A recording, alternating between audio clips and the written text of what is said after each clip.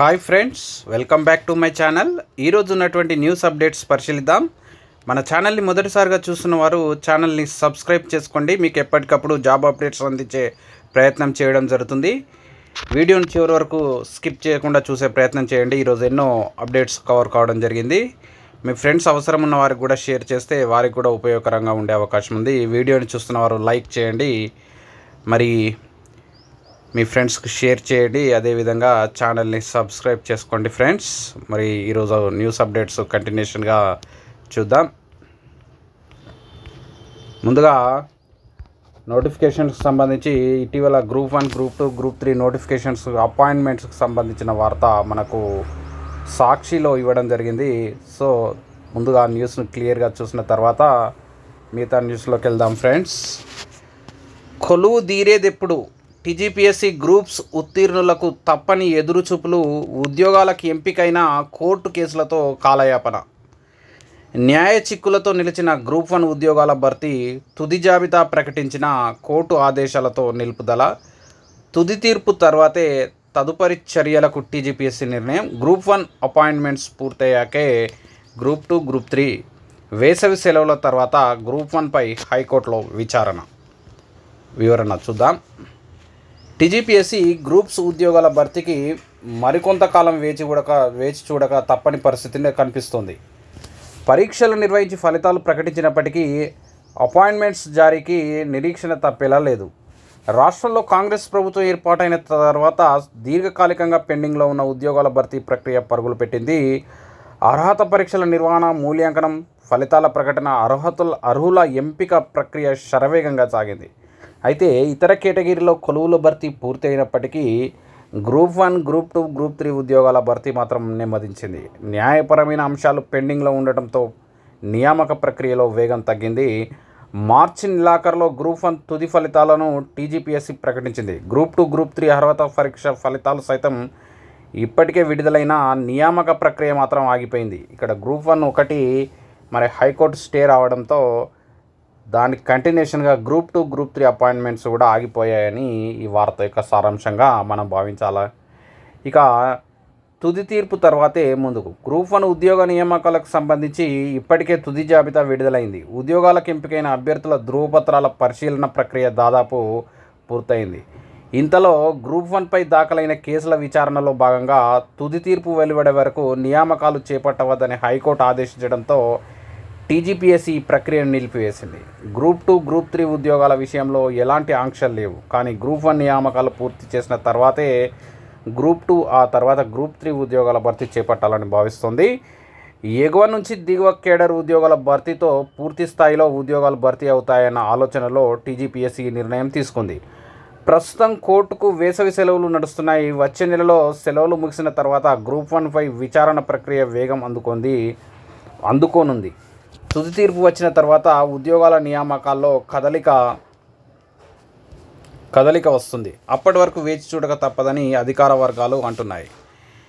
ఇక మరి కోర్టు కేసులతో గ్రూప్ 1 కేటగిరీలో 503 ఉద్యోగాల భర్తీకి 22 ఏప్రిల్లో నోటిఫికేషన్ వెలువడింది. 2 సార్లు ప్రిలిమినరీ పరీక్షలు నిర్వహించినప్పటికీ ప్రశ్నపత్రాల లీకేజ్, పరీక్షల నిర్వహణ లోపాలతో ప్రభుత్వం వాటిని రద్దు చేసింది. ఆ తర్వాత కాంగ్రెస్ ప్రభుత్వం పోస్టులను 563కు పెంచి టీజీపీఎస్సీ ద్వారా 24 ఫిబ్రవరిలో కొత్తగా నోటిఫికేషన్ జారీ చేయడం జరిగింది.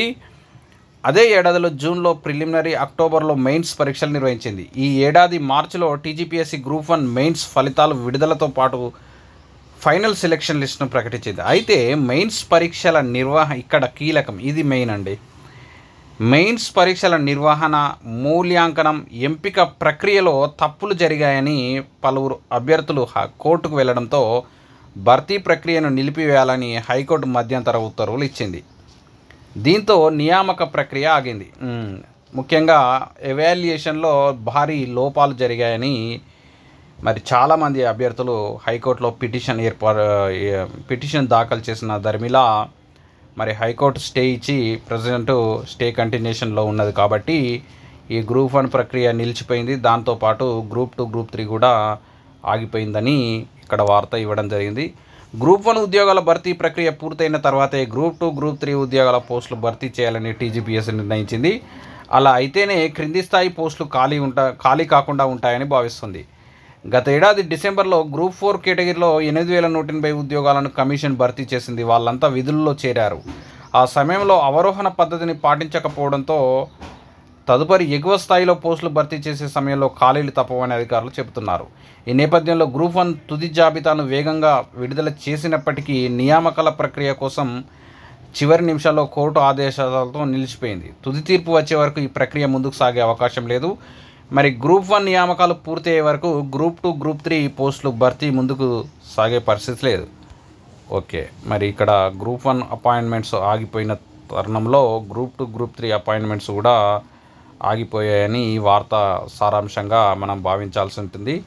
ఇదే వార్తను గతంలో ఒక వారం క్రితం నమస్తే తెలంగాణలో కూడా సేమ్ న్యూస్ను ఇక్కడ ఇవ్వడం జరిగింది. Group 1 prelims, mains, group 2, group 3 ఏ డేట్స్ జరిగాయి, ఎంతమంది దరఖాస్తు చేసుకున్నారు, ఎంతమంది అభ్యర్థులు హాజరయ్యారు, మరి హాజరు శాతం కూడా ఇక్కడ ఇవ్వడం జరిగింది. కొంతమంది మిత్రులు విమర్శనాత్మకంగా మెసేజ్లు అంటే కామెంట్ సెక్షన్లో పెట్టడం జరుగుతుంది. ఇక్కడ పేపర్లో వచ్చిన న్యూసే నేను చెప్తున్నాను తప్ప నా సొంత కవిత్వం చెప్పడం లేదు. దయచేసి అభ్యర్థులు గ్రహించాల్సిన అవసరం ఎంతైనా ఉందని విజ్ఞప్తి చేస్తూ ఉన్నాను. ఎందుకంటే మనకు న్యూస్ పేపర్లో వచ్చింది మిత్రులకు అందించే ఉద్దేశమే తప్ప మనం ఏదో నా సొంత కవిత్వాన్ని ఇక్కడ నేనేం జోడించడం లేదు. ఇక గ్రూప్ 1పై పోరాటం ఆగదు. పాడి కౌశిక్ రెడ్డి ఒక ఆర్టికల్ నమస్తే తెలంగాణలో రావడం జరిగింది. గ్రూప్ 1 పైన తన పోరాటం ఆగదని ఆయన ఇక్కడ మెయిన్గా 10 మంది ఎలా పెరిగారని మెయిన్స్ పరీక్షలో ఇచ్చిన వెబ్ నోట్ కథనంగా 10 మంది ఎలా పెరిగారని ఆ విషయాన్ని హైలైట్ చేయడం జరిగింది. అదేవిధంగా 8 ఉమెన్స్ కాలేజీలు ఉండగా కోటి ఉమెన్స్ కాలేజీలోనే ఓన్లీ ఉమెన్స్కి ఎందుకు వేయడం జరిగింది, మరి ఆ సెంటర్ నుంచే ఎక్కువ సంఖ్యలో అభ్యర్థులు ఎలా సెలెక్ట్ కావడం జరిగిందనే అంశాలు ఇక్కడ హైలైట్ చేయడం జరిగింది. అదేవిధంగా డబల్ హాల్ టికెట్ ప్రిలిమ్స్కు, మెయిన్స్కు ఏ విధంగా వేరు హాల్ టికెట్లు ఏ విధంగా ఇవ్వడం జరిగింది. అదేవిధంగా తెలుగు మీడియం అభ్యర్థులు ఎంతమంది సెలెక్ట్ అయ్యారు ఇంతవరకు ప్రకటించలేదు. 7,800 మందికి పైగా రాయగా కనీసం 10% కూడా సెలెక్ట్ కాలేదని ఇక్కడ ఆ అంశాలు హైలైట్ చేయడం జరిగింది. ఇవన్నీ కోర్టులో ఉన్న అంశాలే. కోర్టులో కూడా మరి జడ్జి గారు కూడా అడిగిన అంశాలు కాబట్టి ఈ అంశాలపైన గౌరవ కౌశిక్ రెడ్డి గారు ఈ అంశాలు హైలైట్ చేస్తూ ఒక ఆర్టికల్ రాయడం జరిగింది. ఇక ఉద్యోగ ప్రకటనలకు కసరత్తు. ఎస్సీ వర్గీకరణ ఆధారంగా సవరణల ప్రతిపాదనల స్వీకరణ. జూలైలో త్వరలో 20,000 పోస్టులకు నోటిఫికేషన్. ఉద్యోగ ప్రకటనలకు కసరత్తు అంటూ ఇక్కడ ఒక వార్త రావడం జరిగింది. ఎస్సీ వర్గీకరణ ప్రాతిపదికన దరఖాస్తుల స్వీకరణ త్వరలో 20,000 పైగా పోస్టులకు నోటిఫికేషన్ రావడం జరుగుతుందని ఎస్టర్డే వచ్చిన న్యూస్ పేపర్లో వచ్చిన వార్తను సేమ్ కాపీ పేస్ట్ ఈ న్యూస్ పేపర్లో రావడం జరిగింది. తెలుగు ప్రభలో ఇది అంటే త్వరలో 20,000 పోస్టులకు నోటిఫికేషన్ రావడం జరుగుతుందని వార్త రావడం జరిగింది. ఇక 25న విఆర్ఓ విఆర్ఏలకు పరీక్ష. జీపీఓ పోస్టుల కోసం స్క్రీనింగ్ టెస్ట్. వెబ్సైట్లో హాల్ టికెట్లు అవైలబుల్. జీపీఓ పోస్టుల కోసం స్క్రీనింగ్ పరీక్షను ఈ నెల 25న నిర్వహిస్తున్నట్టు CCLA కమిషనర్ నవీన్ మిట్టల్ శనివారం ప్రకటించారు. ఈరోజు ఉదయం 10:30 నుంచి 1:30 వరకు పరీక్ష ఉంటుందని, హాల్ టికెట్ డౌన్లోడ్ చేసుకోవాలని ఇక్కడ వార్త రావడం జరిగింది. నియామకాల జోరు, తగ్గిన నిరుద్యోగం. తెలంగాణలో గతంతో పోలిస్తే 22.9% నుంచి 18.1%కి నిరుద్యోగ రేటు తగ్గిందని నేషనల్ లేబర్ ఫోర్స్ త్రైమాసిక నివేదికలో వెల్లడించడం జరిగిందంటే వార్త రావడం జరిగింది. ఇక నీట్ ఫలితాలపై మద్రాస్ హైకోర్టు స్టే.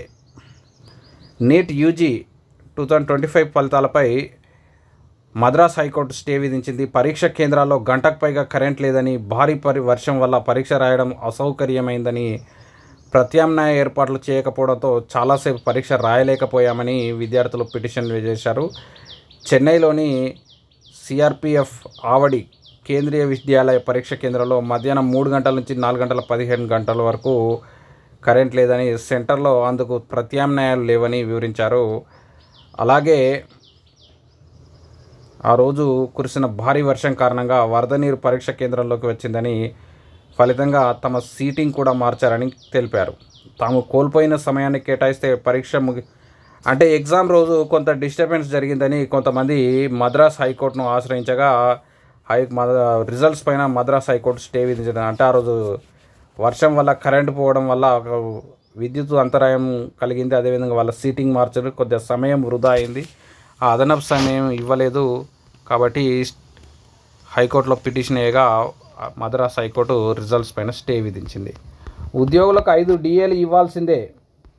రాష్ట్రంలో ప్రభుత్వ ఉద్యోగులకు 5 డిఏలు ఇవ్వాల్సిందేనని తెలంగాణ ప్రభుత్వ ఉద్యోగుల ఐక్య కార్యాచరణ సమితి రాష్ట్ర చైర్మన్ మారం జగదీశ్వర్ స్పష్టం చేశారు. శనివారం కరీంనగర్ జిల్లా కేంద్రంలోని టీఎన్జీఓల సంఘం జిల్లా కార్యాలయంలో నిర్వహించిన విలేకరుల సమావేశంలో ఆయన మాట్లాడారు.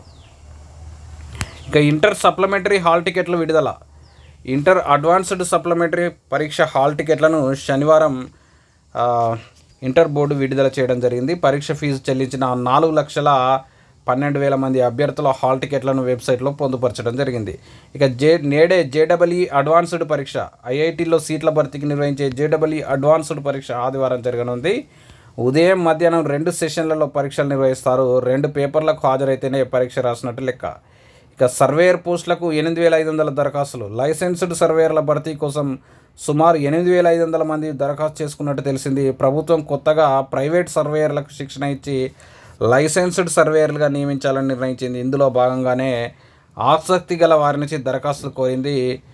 దరఖాస్తులకు ఈ నెల 17వ తేదీ వరకు అవకాశం కల్పించింది. ఇక డిఈడి కోర్సులకు ఫుల్ డిమాండ్. హెచ్జిటి పోస్టులు తొందరగా సాధించవచ్చనే అభిప్రాయం. లాస్ట్ ఇయర్తో పోలిస్తే దరఖాస్తులు డబుల్.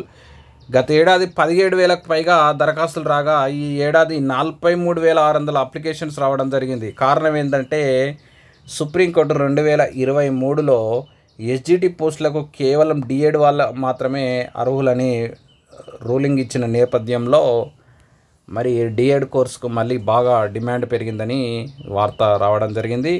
ఇక 25న జీపీఓకు ఎంపికకు పరీక్ష.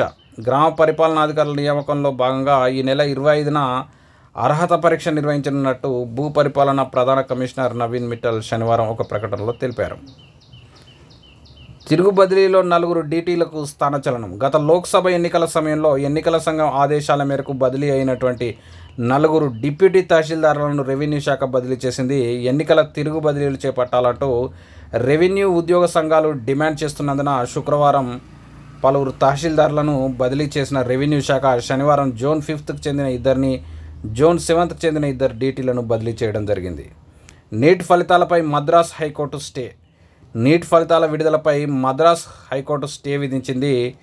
దేశవ్యాప్తంగా ఈ నెల 4న నీట్ నిర్వహించారు. చెన్నై సమీపంలోని ఆవడి కేంద్రంలో మధ్యాహ్నం 2 గంటలకు పరీక్ష ప్రారంభమవగా భారీ వర్షం కారణంగా 3 గంటల నుంచి 4 గంటల 15 నిమిషాల వరకు విద్యుత్ సరఫరాలో అంతరాయం ఏర్పడింది. వాళ్ళు డిస్టర్బ్ అయ్యారు అని వాళ్ళు పిటిషన్ వేయగా హైకోర్టు స్టే ఇచ్చింది రిజల్ట్స్ పైన. గ్రీస్లో ఉద్యోగాలకు దరఖాస్తుల ఆహ్వానం.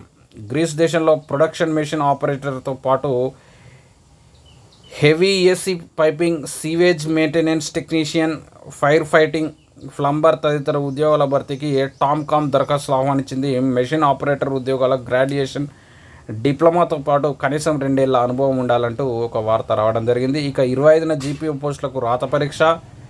ఇక నేడు జేడబ్ల్యూ అడ్వాన్స్డ్. తెలుగు రాష్ట్రాల నుంచి 40,000 మందికి పైగా హాజరు. ఉంగరాలు, చెవి పొగులు, హెయిర్ పిన్నులతో నో ఎంట్రీ. దేశంలోని ప్రతిష్టాత్మక ఐఐటీలో ప్రవేశాల కోసం నిర్వహించే జేడబ్ల్యూ అడ్వాన్స్డ్ పరీక్ష ఆదివారం జరగనుంది. ఈ పరీక్షకు తెలుగు రాష్ట్రాల నుంచి సుమారు 40,000 మందికి పైగా హాజరు కానున్నారని నేషనల్ టెస్టింగ్ ఏజెన్సీ ఆధ్వర్యంలో జాతీయ స్థాయిలో నిర్వహించే ఈ పరీక్షకు అధికారులు అన్ని ఏర్పాట్లు పూర్తి చేశారన్నారు. ఇక ముగిసిన ఏపీ డిఎస్సి దరఖాస్తుల గడువు.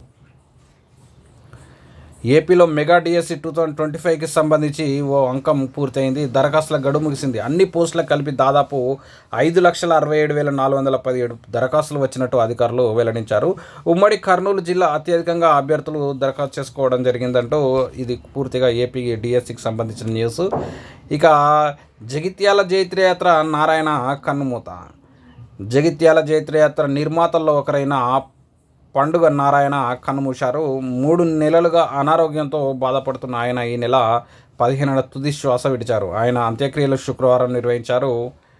మరి జగిత్యాల జైత్రయాత్రలో కీలకమైన పాత్ర పోషించిన నారాయణ గారు కన్నుమూశారంటూ వార్త రావడం జరిగింది. తొలితరం నక్సలైట్ ఉద్యమకారుల్లో ఒకరు BC commission chairman B S Ramulu సంతాపం వ్యక్తం చేసినట్టుగా వార్త ఇవ్వడం జరిగింది.